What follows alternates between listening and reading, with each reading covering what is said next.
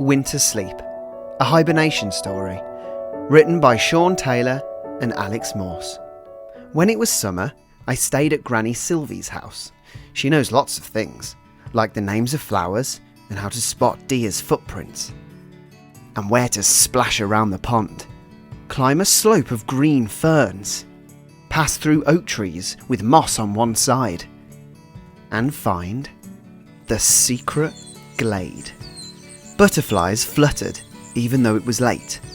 Granny Sylvie helped me listen for songs of different birds. It was still warm.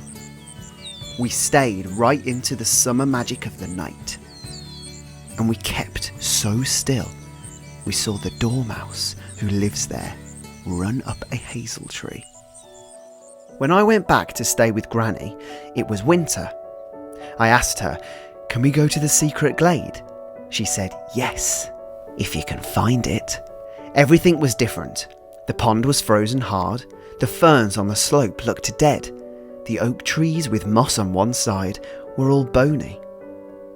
And the glade was quiet and bare. It wasn't anything the same. No butterflies, no flowers, no birds. I wanted to see the dormouse, but Granny said the dormouse will be having a winter sleep. It was too cold to stay, and I said, "Nothing's alive in winter." Granny Sylvie told me, "It is. We can't see the dormouse, but she's hiding here. She'll be safely, deeply sleeping all winter long. This is her hibernation time." In autumn, she fasted on forest nuts, fruits and insects. Then the long nights came. She felt cold, heavy and sleepy. There was nothing more to eat. So she made a nest ball, and she's inside, secretly snoring until the spring sun warms her body again. On the way back, I asked, "Are there other animals hiding in the trees?" Granny said, "Yes, lots of bats hibernate in trees, and on warm nights they fly across the forest, chasing insects and pulling spiders from webs. But even their food rests in winter, so bats snuggle up in hollow trunks or caves and snooze through the frosty weather." I said, "Where do all the insects go?" Granny told me, "Some are sleeping right under our feet.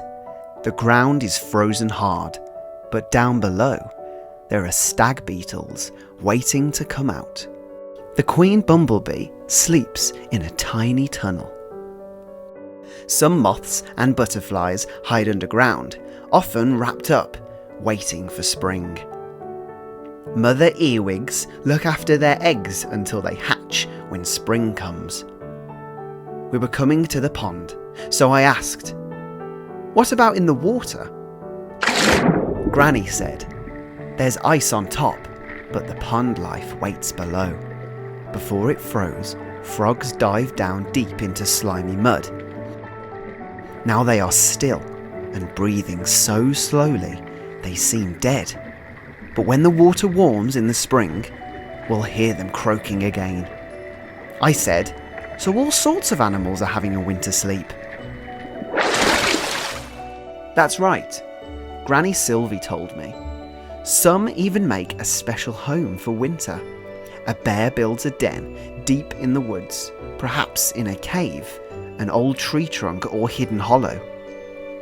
Mommy bear slows right down and rests there with her cubs, curled up tight on a bed she made from soft moss, twigs and leaves. Granny Sylvie was still telling me about the animals in winter when I was in bed. "You see," she told me, "there's plenty of life tucked up, hidden in the cold." I nodded. I could feel the cozy magic of the dark night outside. And even though it wasn't very late, I closed my eyes for a winter's sleep.